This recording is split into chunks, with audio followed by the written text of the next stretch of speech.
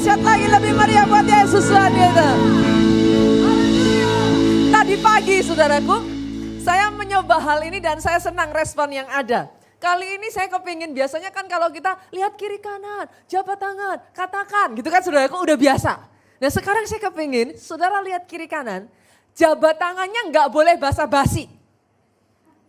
Jabat tangan sungguh-sungguh dilihat wajahnya, saudara temukan sesuatu yang menarik dari orang itu. Lalu saudara katakan, apapun saudaraku, wow ibu bajunya luar biasa. Shani cerah sekali, cocok dengan ibu. Terlihat cantik, apapun sudah, nggak boleh yang basa-basi. Oke, kita coba ya saudara, cari orang kiri kanan yang bahkan saudara belum kenal. Jabat tangannya, saudara katakan sesuatu hal yang baik, katakan blessing upon their life. Oke, coba mulai saudaraku. Tiba-tiba semuanya kaku saudara. Saya senang sekali. Dari tadi pagi, nah kan bingung kan, lihat kiri, lihat kanan saudaraku. Luar biasa, amin. Boleh kita kasih tepuk tangannya paling meriah buat Yesus Tuhan. Kita silakan duduk jemaat Tuhan. Tahukah saudara kenapa saya lakukan ini? Dan kenapa saya senang melakukan ini? Jangan-jangan saudara sudah ke gereja di tempat ini lama, tapi kiri kanan aja nggak kenal. Halo? Jangan-jangan kita ke gereja sudah terlalu biasa basa-basi cuman shalom, haleluya, kelihatannya senyum. Jangan-jangan kita ke gereja, kita berpikir ya sudah, paling ketemu lagi bilang puji Tuhan lagi. No. Saya percaya saudaraku sekali lagi boleh lihat kiri kanan depan belakang katakan, kamu bagian dari keluarga Allah. Yang mengerti katakan amin. Kamu bagian dari keluarga Allah. Oh ini sungguhan loh sudah, lihat kiri kanan. Beneran, lihat kiri kanannya, jabat tangannya. Kamu bagian dari keluarga Allah. Amin. Bolehkah saya minta saudaraku sejak dari hari ini, kalau datang ke gereja, jangan berlakukan orang kiri kananmu, depan belakangmu seperti orang asing.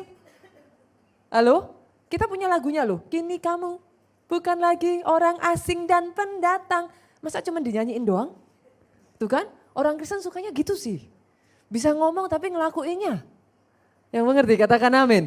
Sejak dari hari ini kalau ketemu kenal gak kenal SKSD. Sok kenal sok dekat. Orang Jakarta ini berapa banyak sih yang asli Jakarta sudah? Boleh saya lihat tangan terangkat?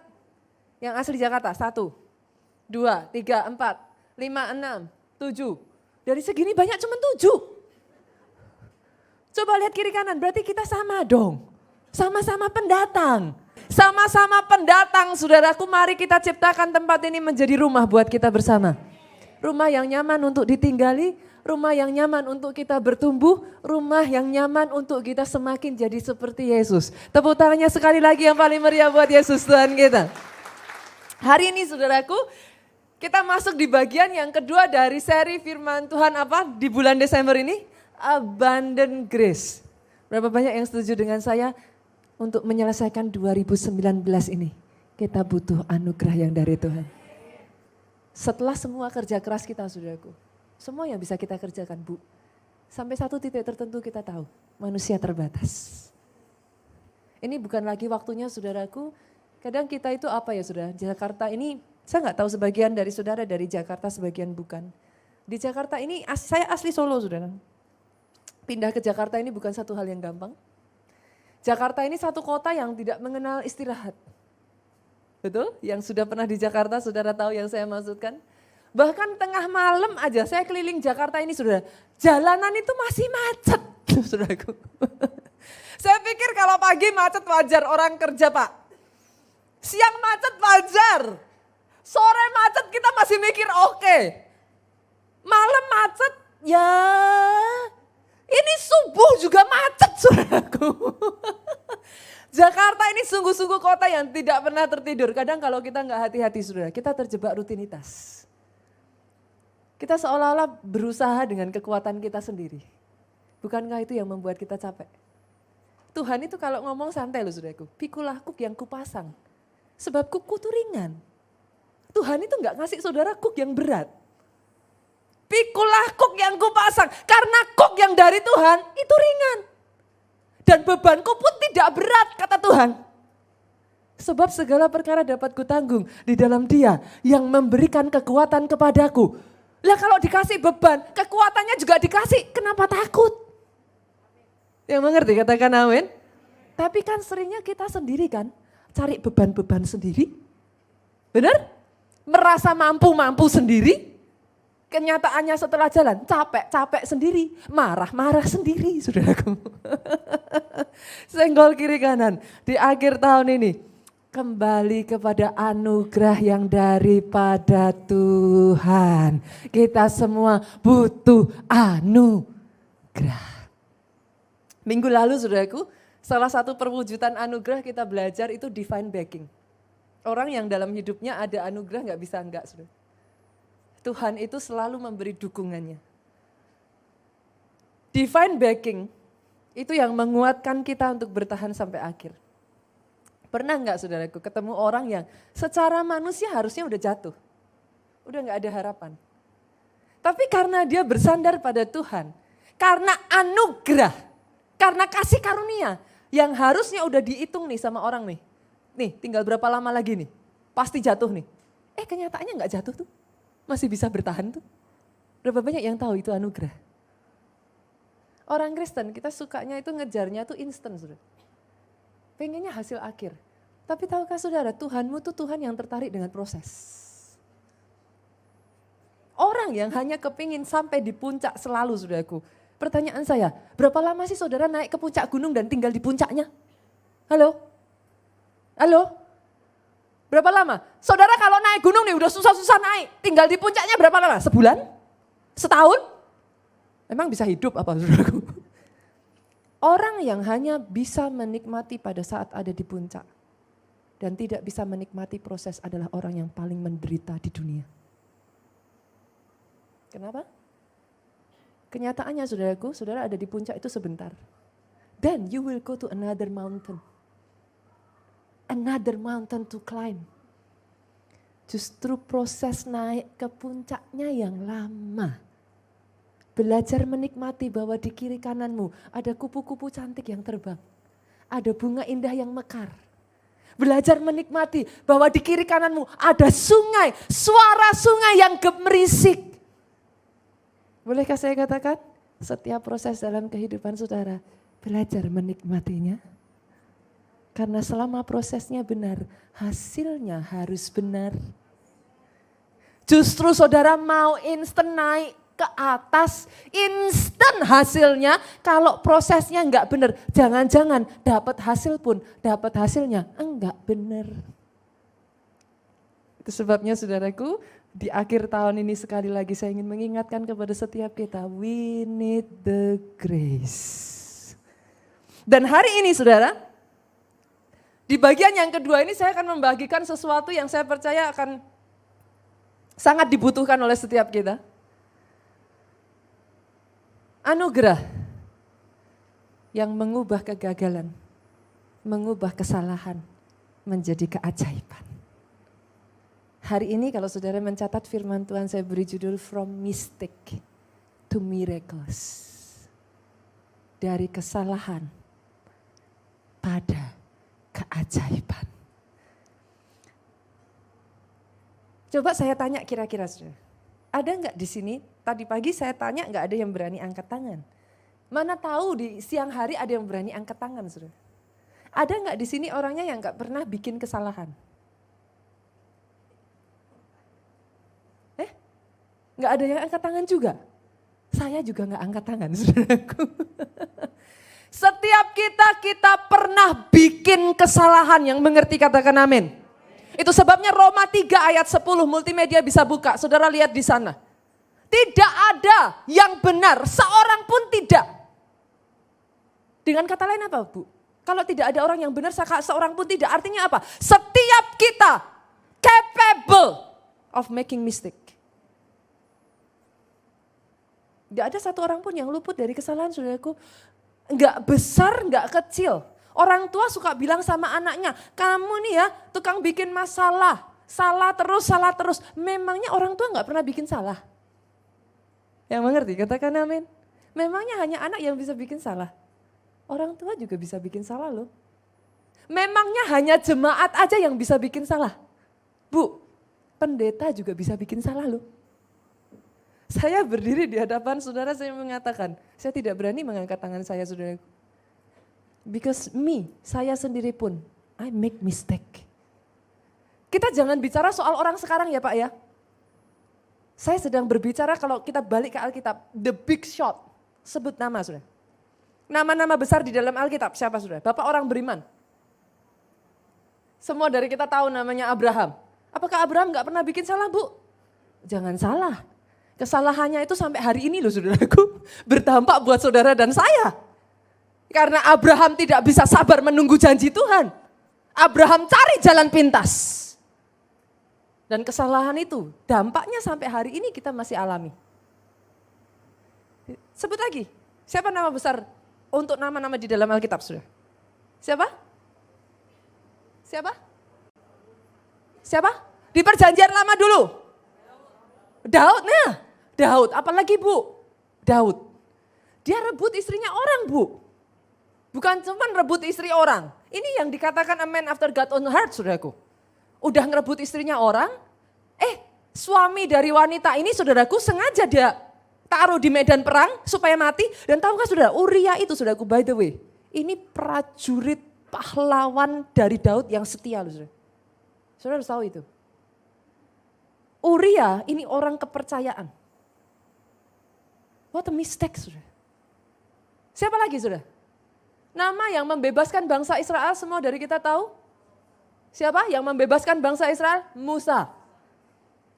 Musa itu big shot saudara.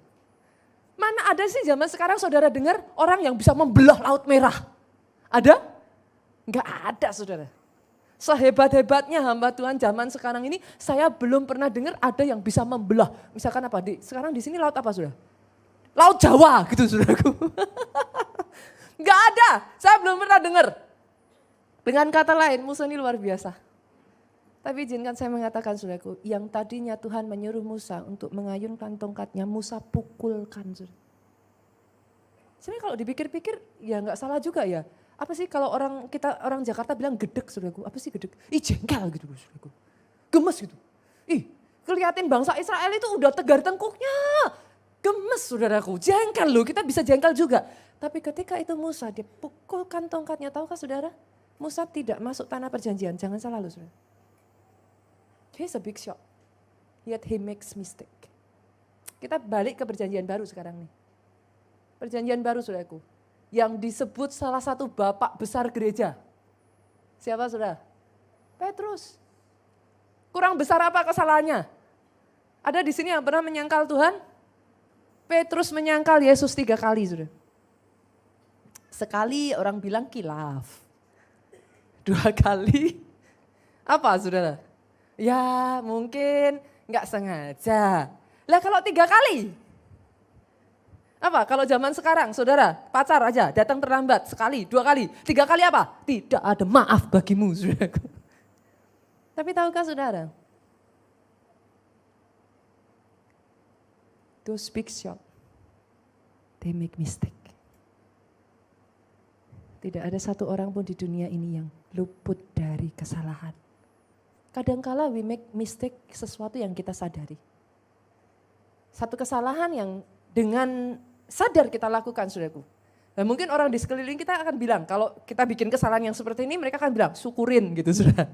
Kalau udah jatuh syukurin. Tapi kadangkala berapa banyak dari kita saudaraku menyadari gak niatan bikin salah Bu. Kita berpikir itu sesuatu yang benar. Di kondisi ekonomi seperti ini saudaraku, kita berpikir untuk dapat pinjaman kredit dari bank, itu bukan satu kesalahan, karena kita butuh. Betul? Tapi yang jadi masalah saudaraku, karena mau pinjam, tapi kan gak nyampe. Akhirnya apa yang terjadi? Yang biasanya di bank kita lakukan, tuh perputarannya dibikin fake kan saudaraku, sengaja nih, karena kan demi print 3 bulan. Kan? Ya udah 3 bulan ini dibesar-besarin angkanya biar lolos. Kadang apa? Bagi yang karyawan apa saudaraku? Supaya diloloskan apa yang kita lakukan? Slip gajinya di markup. Betul kan? Dan saya tuh herannya sama orang Kristen. Udah melakukan semuanya itu. Ketika kreditnya cair Bu, bilangnya apa? Ini mujizat dari Tuhan. Hebat kan orang Kristen saudaraku? Udah main markup, main semua-semuanya begitu cair. Apa? Pertolongan Tuhan tepat pada waktunya. Tapi tahukah saudara? Bank itu membuat semua peraturan itu ada penyebabnya saudara.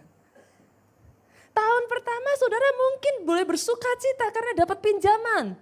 Saudara bisa cicilan rumah, saudara bisa dapat rumah, mungkin saudara bersuka cita. Tahun pertama mungkin saudara bisa bayar dengan santai. Tahun kedua, tahun ketiga Pak, mulai ngos-ngosan. Tahun keempat, tahun kelima, masalah mulai terjadi. Lah hebatnya orang Kristen lagi, kalau masalah sudah terjadi, tanya sama Tuhan, kenapa kau izinkan terjadi? Sudah mengerti yang saya maksudkan? Itu sebabnya Amsal 14 ayat 12 mengatakan, banyak jalan disangka orang lurus, tetapi ujungnya menuju maut. Kadang-kala ada kesalahan dalam kehidupan kita ini yang enggak kita pikirkan saudaraku. Sudah tahu orang tua enggak merestui, punya pasangan tidak seiman, enggak direstui orang tua, nekat aja. Saya itu punya pengalaman unik saudara. Beberapa waktu yang lalu saya ngisi di Youth Kota Jogja. Salah satu acaranya mereka karena ini acara event youth, jadi mereka bikin menarik. Dengan cara ada kayak kuesioner kayak gini saudaraku, ada kuesioner di depan ditanya. Terus jemaatnya semua boleh pegang handphone, dijawabnya di handphone. Setuju nggak setuju? Nanti berapa persen setuju, berapa persen nggak setuju muncul di layar. Seru juga kan saudaraku, jadi saya pikir seru juga ya. Salah satu pertanyaannya dilempar kepada anak-anak muda nih, gereja kita di kota Jogja. Setuju atau tidak setuju menikah dengan orang yang tidak seiman? Saya pertama pede nih saudara. Jemaat keluarga Allah saudaraku. Kan saya pikir saya udah pede nih. Wah ini pasti sudah cukup mendengar firman Tuhan kan saudaraku. Jadi saya pikir 100% tidak setuju gitu kan saudaraku. Kaget saya saudara. Waktu saya balik ke belakang, deng saudaraku. Saya lihat ke belakang, deng. Ternyata saudaraku angka yang setuju itu cukup banyak saudara. Angka yang setuju cukup banyak. Saya dengan santainya tanya saudaraku, sama teman-teman yang setuju, ayatnya di mana? Yang mengerti katakan amin. Yang mengerti aminnya lebih keras. Kalau sudah tahu ditabrak, nanti kalau terjadi sesuatu, jangan tanya sama Tuhan, Tuhan kenapa kau izinkan? Cari masalah sendiri.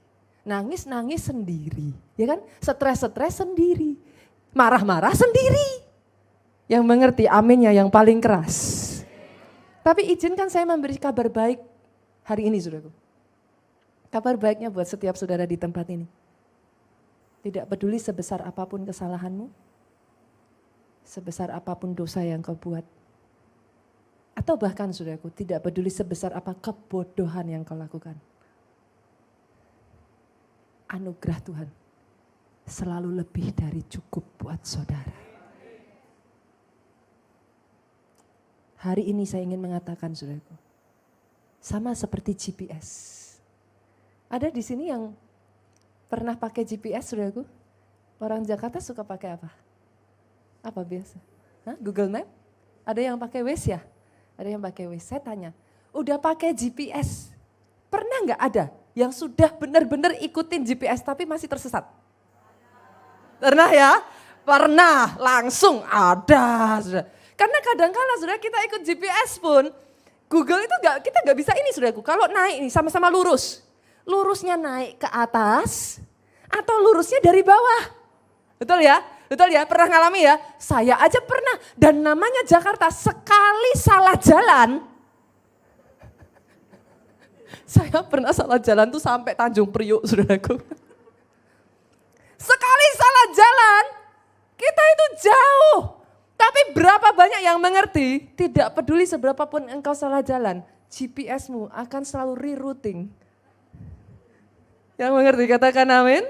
Dia akan selalu rerouting, menemukan jalan untuk engkau bisa kembali. Itulah anugerah Tuhan dalam kehidupan saudara. Oh, saya nggak mendengar tepuk tangan yang paling meriah dari tempat ini.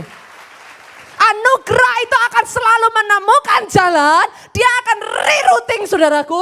Dan memastikan engkau sampai pada tempat tujuanmu. Pastor, enak ya? Kalau gitu bikin salah terus aja. Loh katanya ada anugerah. Enak dong. Bikin dosa, minta ampun. Kan rerouting saudaraku. Enak dong. Boleh dong saudaraku. Dengar baik-baik saudara.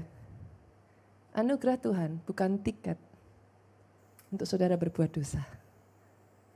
Tidak peduli GPS saudara akan rerouting. Saya tanya, yang seharusnya kau capai dalam 5 menit, engkau baru bisa sampai dalam waktu 1 jam bahkan lebih. Every mistake you make comes with the consequence. Itu sebabnya hari ini kita bukan approach grace sebagai grace yang cheap grace. Anugerah yang murah. No. Tapi kita approach grace dengan hati yang benar-benar mengucap syukur dan menghargai bahwa anugerah Tuhan itu diberikan dengan harga yang sangat mahal. Bolehkah saya katakan ini saudaraku? Firman Tuhan hari ini mengingatkan setiap kita. Pegang satu hal ini.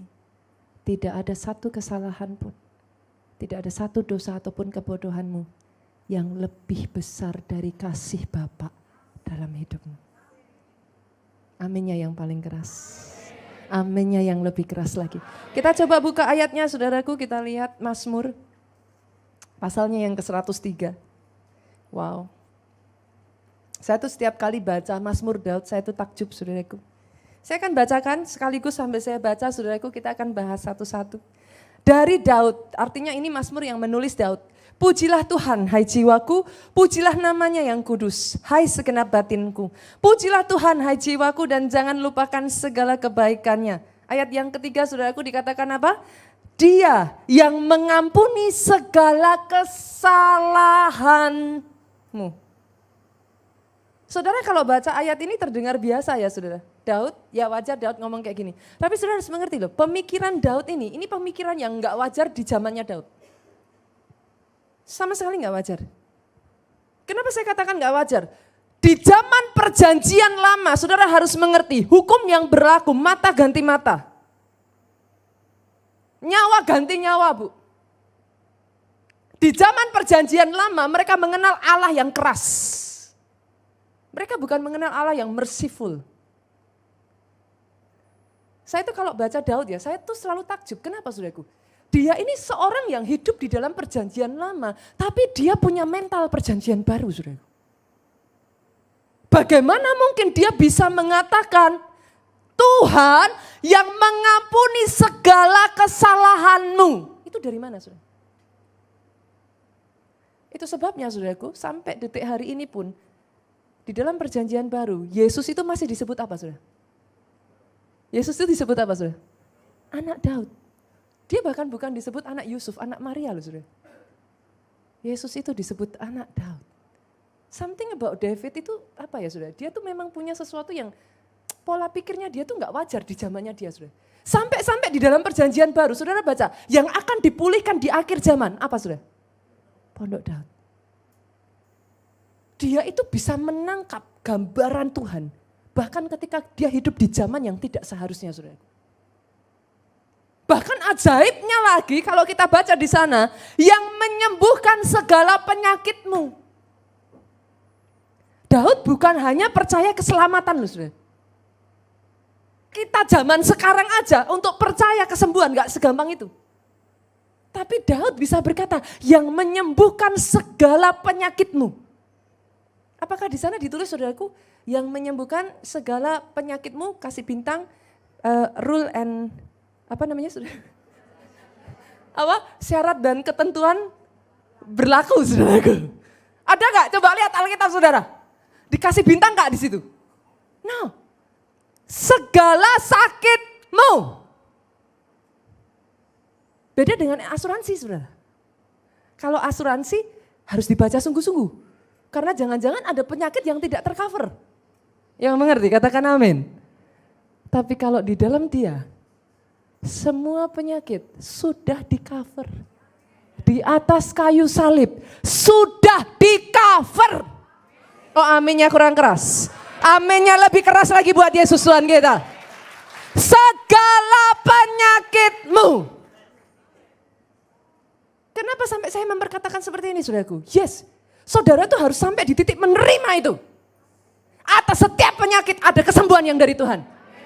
Kenapa kalau saudara tidak sampai di titik mengubah diri kita saudaraku. Iblis itu paling suka geser boundaries dulu saudara. Dia tuh paling suka majuin terus. Dipepet terus saudaraku. Dipepet sampai di titik di mana kita mengatakan wajar orang sakit. Enggak wajar orang sakit. Ya mengerti katakan amin. Kalau saudara baca, saudara lihat, di zaman bangsa Israel saudara, mereka tuh gak kenal sakit penyakit loh. Sorry saudara, 40 tahun mereka berputar-putar di padang gurun, saudara lihat, kasut aja gak aus kok. Mereka itu mengenal sakit penyakit itu dari zaman Mesir saudara. Saudara bisa baca histori, disitulah muncul yang namanya dokter. Berapa banyak dari saudara yang mengerti?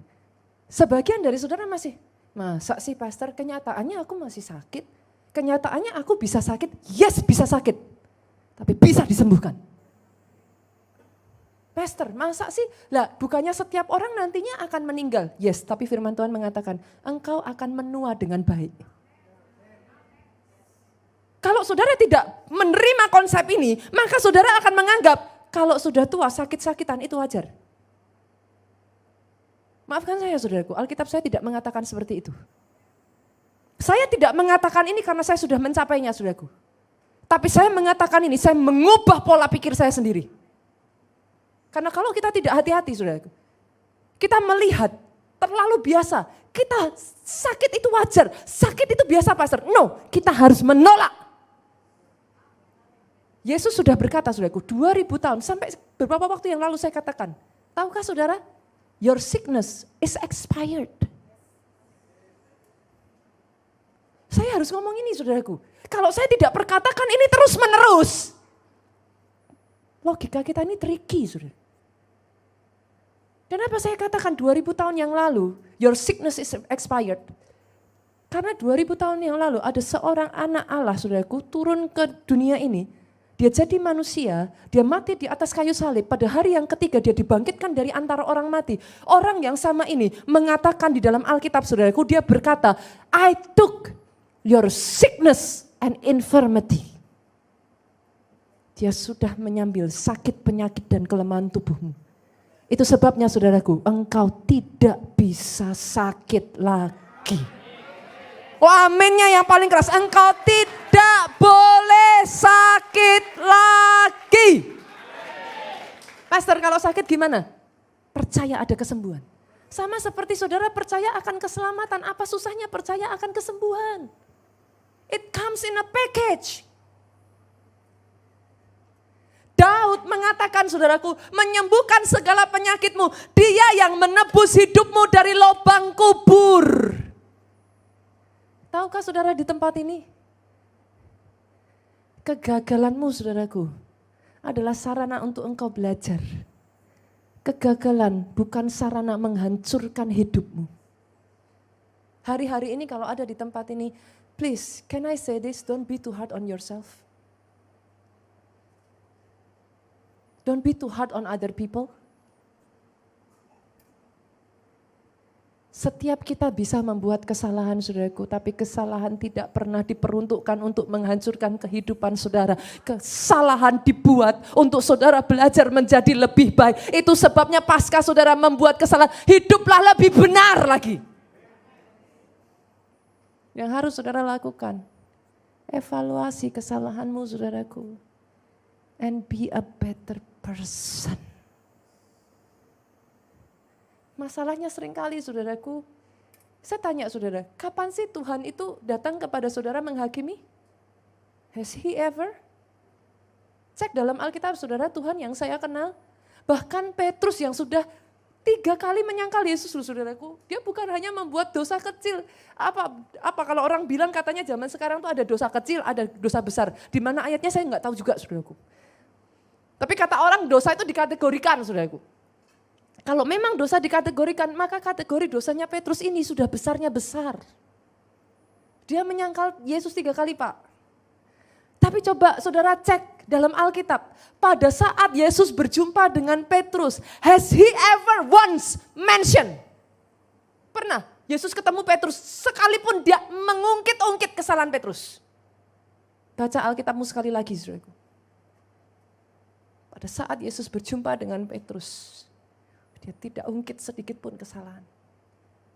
Saya bersyukur saya punya Allah yang beda dengan kita manusia saudara.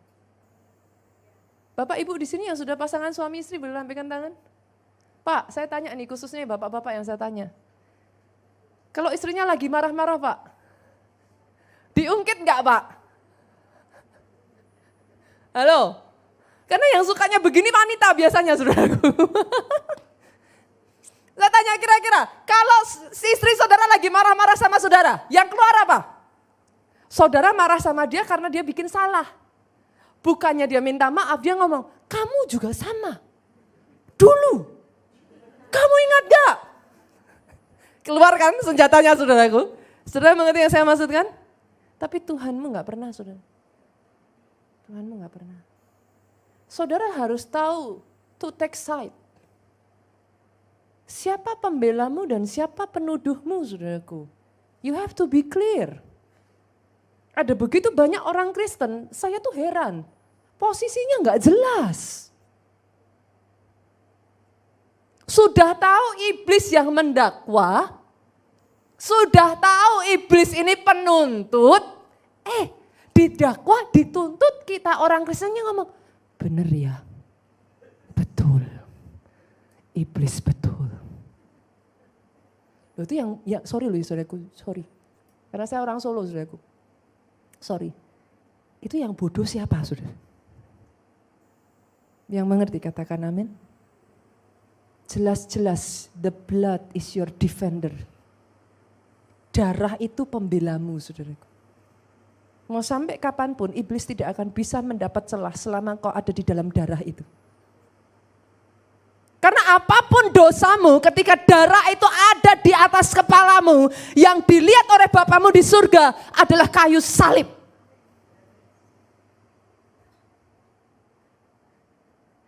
Sejak dari hari ini saya perkatakan tidak ada lagi intimidasi. Dalam nama Yesus semua intimidasi stop. Sejak dari hari ini setiap kata-kata tuduhan iblis stop. Jangan dengarkan lagi. Karena kadang saya marah loh saudara. Saya marah setiap saya mendengar kesaksian ataupun saya mendengar cerita dari konseling dari beberapa teman-teman. Hidup terus di bawah intimidasi iblis. Mau balik ke Tuhan sampai enggak berani. Kenapa? Karena selalu mengatakan I'm not good enough. Mau baptis enggak berani, kenapa? Takut setelah baptis enggak boleh buat dosa lagi. Berapa banyak orang berpikiran seperti itu? Enggak berani baptis, kenapa Bu? Nanti kalau sudah baptis katanya harus kayak Pak Pendeta gitu. Jadi enggak berani baptis Pak. Sorry saudaraku, sorry. Dia tidak pernah memainkan peran sebagai jaksa penuntut. Kita ini sesungguhnya saudaraku sebagai anak-anak Tuhan ada di posisi yang sangat enak. Kenapa? Hakimnya di pihak kita, pembelanya di pihak kita. Butuh apa lagi? Iblis mau ngomong seenaknya dia katakan silahkan. Hakimnya di pihak saudara, pembelanya di pihak saudara. Apa yang kau takutkan kalau dia ada bersama dengan saudara? Dia di pihakmu, siapa lawan kita? Tepuk tangannya boleh yang paling meriah buat Raja di atas segala raja. Lebih dahsyat lagi, buat dia yang menjadi pembela dan hakim agung bagi kita. Itu sebabnya kesalahan adalah untuk kita evaluasi, it's not the end. Justru saudaraku izinkan saya katakan ini, di dalam kau membuat kesalahanmu sadarilah. Ada anugerah yang jauh lebih besar daripada kesalahanmu.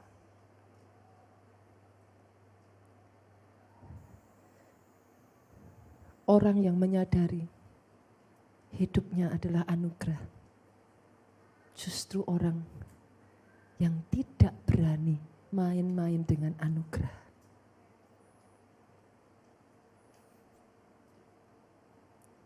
Hari ini saya berdoa, saudaraku, sama seperti anak bungsu.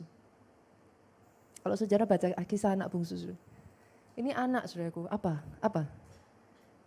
bahasanya, saudara? Bukan cuman bocengli, saudara. Ini anak ini kalau kita orang Indonesia bilang kurang ajar, saudara. Karena saya orang Jawa, saya nggak bilang kurang ajar, saya bilangnya kurang wajar. Saudara. Ya, saya orang Jawa, saudara. Saya tuh kemarin ketemu orang, ngobrol, dia dengerin lewat YouTube, saudara. Dia bilang, Pastor, saya hafal suaranya Pastor, yang suaranya medok sekali katanya, saudaraku. Saya jadi ketawa, saya orang Jawa, saudaraku, saya asli Solo, jadi suaranya ini masih ke bawah, saudara. Jadi kebetulan ada ibu-ibu ya dari Manado, suaranya juga pasti beda. Kalau saudara dari tempat asal gimana sih saudara? Kita tuh gak bisa menghilangkan logat ya dari tempat asal kita, saudaraku. Saya berharap saudara bisa mengerti sekalipun pakai bahasa Jawa yang begini, saudara. Anak bungsu ini, saudara. Kalau dibilang kurang ajarnya kurang ajar, saudara. Kenapa saya katakan demikian? Orang tua masih hidup, warisan udah diminta. Itu kan kayak apa sih saudara, kalau orang Jawa bilang itu didoain, apa sih? Disumpahin kata orang Jawa ya. Kalau ini orang tua masih hidup, saudaraku, dia minta warisannya. Bukan hanya dia minta warisannya, saudaraku, sudah tahu apa yang dia lakukan? Dia berpikir aku gak enak di rumah, aku dikekang. Aku gak boleh ini, aku gak boleh itu, aku mau keluar. Aku mau hidup sendiri, aku mau hidup bebas. Sesuka hatiku, dia habiskan semua warisannya, saudara. Dan lebih kurang ajarnya lagi setelah semua yang dia lakukan itu dia berpikir, mau balik. Tahu diri enggak nih orang, saudara? Sudah ngelakuin ini semuanya loh, saudara. Itu ibarat kata kalau orang bilang berani-beraninya. Tapi tahukah saudara, bolehkah saya katakan ini?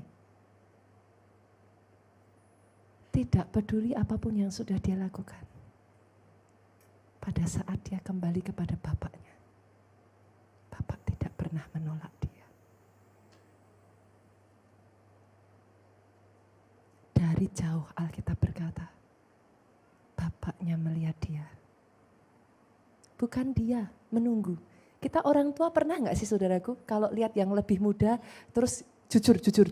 Bapak ibu di sini yang sudah lebih senior, pernah nggak sih kalau lihat yang lebih muda kita jaim? Atau lihat yang statusnya lebih rendah dari kita jaim. Dia datang, kita pura-pura nggak lihat. Nunggu disamperin dulu. Pernah nggak? Yang mengerti katakan amin. Ngerti ya saudara yang saya maksudkan. Tapi tahukah saudara, ini anak dengan bapaknya, kalau mau bicara jaim saudaraku, ini bapak. Tidak punya tidak punya satupun alasan saudaraku untuk mendekati anak ini. Ini anak yang kurang ajar, anak yang nggak tahu diri. Tadi pagi ada yang bilang durhaka katanya, saudara. Ini anak durhaka, saudara. Tapi dari jauh Alkitab mencatat bapaknya meninggalkan tempat duduknya, dia berlari. Dia hampiri anaknya, dia kembalikan jubah itu kepada anaknya. Izinkan saya katakan ini, saudaraku, stop listening to the devil. Start listening to him. Tidak ada satupun dosa dan kesalahanmu yang lebih besar dari kasih Bapa dalam hidupmu. Di akhir 2019 ini tidak satu orang pun menjauhkan diri dari Tuhan. Di akhir 2019 ini saya berdoa, setiap saudara apapun yang sudah kau lakukan dalam kehidupanmu, ambil langkah, datang kepada kasih karunia.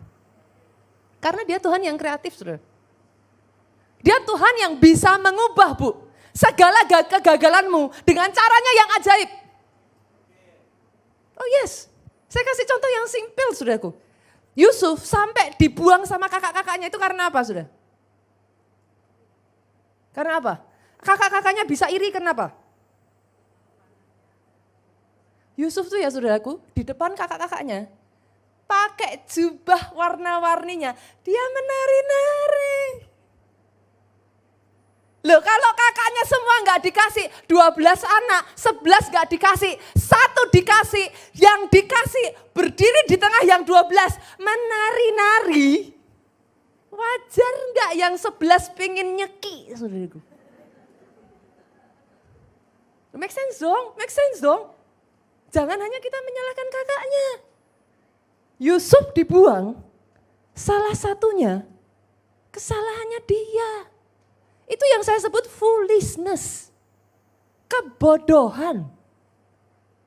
Kalau kita diangkat, orang di sekeliling saudara hidup susah, saudara pamer, saudara dibenci. Wajar gak? Ya wajar. Yang mengerti aminnya yang paling keras. Tapi tahukah saudara, terlepas dari itu adalah kebodohan Yusuf. Saudara. Alkitab mencatat, dalam pembuangan itulah Tuhan mengangkat Yusuf. Dalam pembuangan itulah, bahkan ketika di penjara itulah, Tuhan memakai semua kebodohan, kesalahan, kekurangan Yusuf. Dia tidak pernah takut dengan semua kegagalanmu dan kesalahanmu dan kelemahanmu, saudaraku. Dia punya 1001 cara untuk rencananya harus jadi atas kehidupan saudara. Boleh saya dengar tepuk tangan yang paling meriah buat raja di atas segala raja. Tuhan yang begitu baik, yang begitu mengasihi engkau. Oh, your God is too big for your mistake. Tuhanmu terlalu besar. Engkau yang hari ini berpikir bahwa kesalahanmu, apapun yang sudah kau lakukan itu the end of everything. Saya izinkan saya katakan ini hari ini saudaraku. Buang jauh semua intimidasi itu. Jangan dengarkan semua kata-kata ini. Karena Tuhanmu lebih besar dari semua kesalahan yang bisa engkau pikirkan, engkau buat. Dia sanggup mengubahnya saudaraku. Roma 8:28 Allah turut bekerja dalam segala perkara untuk mendatangkan kebaikan bagi orang yang mengasihinya. Pertanyaannya sekarang, Pastor, apa yang harus saya lakukan? Kalau saya tahu bahwa oke, saya butuh grace ini, saya butuh anugerah ini, anugerah yang bisa mengubah kesalahan saya, mistake saya menjadi miracle, mengubah kesalahan saya menjadi sebuah keajaiban. What should I do? Yang pertama saudaraku, tangkap ini baik-baik. Yang pertama, sadar dulu. Sadar kalau saudara membuat kesalahan. Karena ada banyak orang bikin salah nggak sadar dia salah kok saudara. Berapa banyak saudara ketemu orang macam begini? Sudah salah, bukan sadar diri, masih nyalain orang lain. Yang mengerti katakan amin. Yang pernah ngalami katakan amin yang lebih keras. Yang pertama saudaraku, kalau hari ini kau buat kesalahan, stop blaming other people. Akui, yes, indeed, I make mistake. Saya salah. Sebelum engkau sampai pada understanding, sadar bahwa saudara salah, saudara nggak akan bisa masuk ke level berikutnya lagi. Dimulai selalu harus kita sadar, Bu. Yes, we make mistake. Suami istri kalau bertengkar, salah satunya sadar, dia salah. Selesai pertengkarannya. Yang mengerti katakan amin. Suami istri nggak selesai bertengkar, kenapa saudaraku? Dua-duanya nggak merasa salah. Dan paling nggak enak mengaku diri kita salah. Kita sadar pun lebih enak nyalain orang lain. Halo? Kamu, dia, mereka boleh salah, asal jangan saya. Yang mengerti aminnya yang keras. Tapi hari ini saudaraku, permulaan dari anugerah adalah menyadari kesalahan kita. Yang kedua, Pastor, kalau sudah kita sadar kita salah, kalau kita sudah sadar kita salah, jangan lari ke tempat yang salah. Jangan menjauh dari Tuhan. Kalau sudah sadar salah, cari cepat-cepat Tuhan. Don't make another big mistake again. Kalau sudah tahu salah, sudah cepat berlari kepada Tuhan. Dia satu-satunya gunung batu, batu karang dalam kehidupanmu. Saudara tahu di Israel zaman dulu mereka itu mengenal kota, Bu. Kotanya ini disebut sebagai kota Saya tiba-tiba lupa namanya saudaraku. Jadi setiap kali orang berbuat kesalahan saudaraku, dia lari ke kota ini. Selama dia tinggal di kota ini, dia nggak bisa dibunuh saudara. Kalau dia keluar dari kota ini, jadi di seluruh penjuru Israel itu disebar, ada beberapa kota yang seperti ini saudaraku. Itu sebabnya dikatakan kota bentengku. Batu karangku kenapa saudaraku? Ada tempat-tempat saudaraku memang kalau dia sudah dinyatakan bersalah oleh hakim saudara. Dia lari ke kota ini, orang yang mau membalas dendam kepada dia tidak berhak membunuh dia. Tapi selangkah saja dia keluar dari kota ini, maka orang yang membalas dendam membunuh dia itu tidak disalahkan saudara. Bolehkah jadikan Tuhan itu kota bentengmu saudaraku? Sekali lagi, it's not a cheap grace ya. Anugerah itu bukan tiket untuk kita berbuat dosa. Itu sebabnya sadari. Setelah sadari, lari kepada Tuhan. Yang ketiga, saudaraku, enggak ada jalan lain. Minta ampun. Minta ampun dari Tuhan. Setelah minta ampun, Pak, langkah berikutnya, habis minta ampun, bertobat. Yesus itu kalau ngampuni ngomongnya gimana saudara? Jangan berbuat dosa lagi. Bertobat itu apa saudaraku? Berbalik 180 derajat. Jangan kebablasan ya saudara. 180 derajat cukup. Jangan 360 saudaraku. Ya mengerti katakan amin? 180 aja. Berhenti di situ saudaraku. Jangan berbaliknya 360. Ada banyak orang Kristen sudah diampuni, bertobat. Kata orang Jawa kapok lombok, saudara. Kapok lombok itu apa, saudara? Sudah kapok makan lagi. Kapok, pedes. Kapok. Makan lagi, saudara. Yang mengerti katakan amin. Bertobat, berbalik 180 derajat, tinggalkan dosa. Setelah itu apa saudaraku? Kerjakan anugerah itu dalam hidupmu. Hiduplah dalam anugerah, hiduplah di dalam takut dan gentar akan Tuhan. Karena kita mengerti, anugerah yang kita terima adalah anugerah yang mahal dari Tuhan. Sekali lagi tepuk tangan yang paling meriah. Boleh saya undang pemain musik maju ke depan.